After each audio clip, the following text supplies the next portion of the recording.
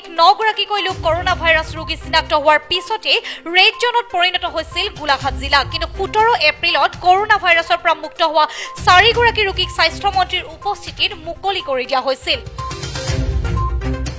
তাৰ পিছতে আজি পুনৰ 4 গৰাকী লোকৰ ফলাফল নিগেটিভ হোৱাৰ পিছত মুকলি কৰি দিয়াৰ সিদ্ধান্ত লোৱা হৈছে।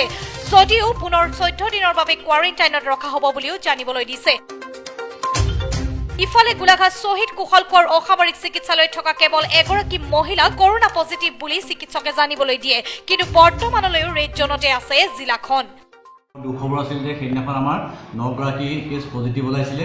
তাৰপিছত তেওঁলোকক আমি চিকিৎসা দি থকাৰ পাছত যোৱা 15 আৰু 16 তাৰিখে দুটা কনজিকিউটিভ টেষ্ট তেওঁলোকৰ 4 গৰাকীৰ দুটা কনজিকিউটিভ টেষ্ট নিগেটিভ অহাত 17 তাৰিখে আমাৰ মাননীয় স্বাস্থ্যমন্ত্ৰী আহি তেওঁলোকক আমাৰ হস্পিটেলৰ পৰা অব্যাহতি দিয়া হয়। কিন্তু যি 5 গৰাকী ৰোগী থাকি যায়, পজিটিভ ৰোগী থাকি যায়, তেওঁলোকক আমি 3 দিনৰ পাছত পৰীক্ষা কৰিছিলোঁ। তেওঁলোকৰ আকৌ পজিটিভ আহিলে।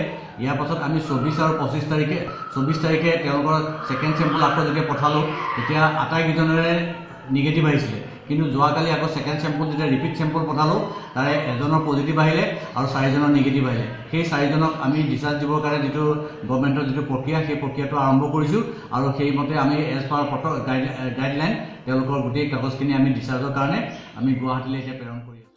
গোলাঘাটৰ পৰা দেৱাশিষ সাহাৰ ৰিপৰ্ট, নিউজ নাও।